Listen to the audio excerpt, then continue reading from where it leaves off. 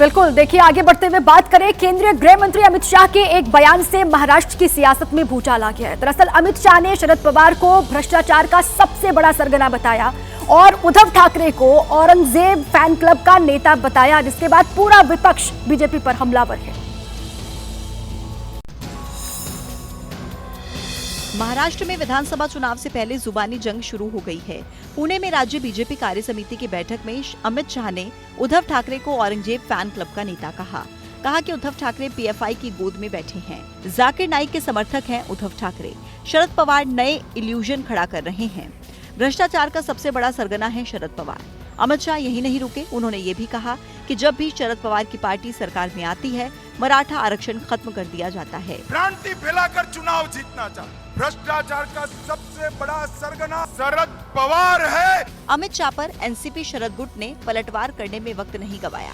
उसी मोदी सरकार ने शरद पवार जी को पद्म विभूषण से सम्मानित किया था, तो एक बार तय कर ले बीजेपी कि शरद पवार है क्या। शिवसेना उद्धव गुट ने भी अमित शाह पर पलटवार किया। उद्धव ठाकरे साहब अगर इनका डटकर सामना कर रहे हैं तो औरंगजेब हो गए कि भारतीय जनता पार्टी दबाव की राजनीति करती है, अपने पास बिठाना चाहती है।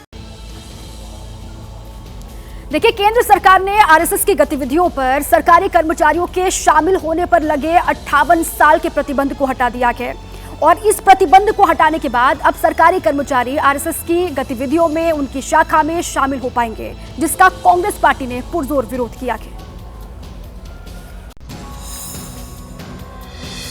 घमासान शुरू हुआ बीजेपी आईटी सेल के हेड अमित मालवीय के पोस्ट से। अमित मालवीय ने सोशल मीडिया एक्स पर 9 जुलाई के केंद्र सरकार के आदेश की कॉपी पोस्ट कर जानकारी दी कि आरएसएस की गतिविधियों में सरकारी कर्मचारियों के शामिल होने के पूर्व की कांग्रेस सरकारों के फरमान को मौजूदा सरकार ने वापस ले लिया है। 1966, 1970 और 1980 में आदेश जारी किए गए। आरएसएस की गतिविधियों में सरकारी कर्मचारियों के शामिल होने पर बैन लगाया गया। आदेश में संशोधन कर सरकार ने 9 जुलाई को नया आदेश जारी किया। सरकारी कर्मचारियों पर लगे प्रतिबंध को हटाया। इसको लेकर बीजेपी और कांग्रेस में फिर से घमासान शुरू हो गया है। कांग्रेस नेता पवन खेड़ा ने सोशल मीडिया पर पोस्ट कर केंद्र पर हमला बोला। कहा कि 58 साल पहले केंद्र सरकार ने सरकारी कर्मचारियों के आरएसएस की गतिविधियों में शामिल होने को लेकर प्रतिबंध लगा दिया था, लेकिन अब मोदी सरकार ने उस आदेश को पलट दिया। कांग्रेस महासचिव जयराम रमेश ने भी सोशल मीडिया एक्स पर सरकार की तरफ से जारी आदेश की आलोचना की है। जैसे ही घड़ी का काटा दोपहर 2:30 पे आए, बबीता जी का दिल सास बहू साजिश के लिए मचल जाए।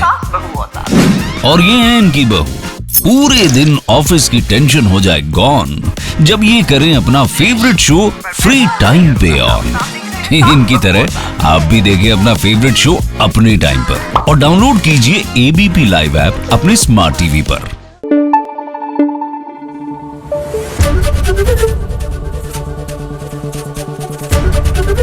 एबीपी न्यूज आपको रखे आगे।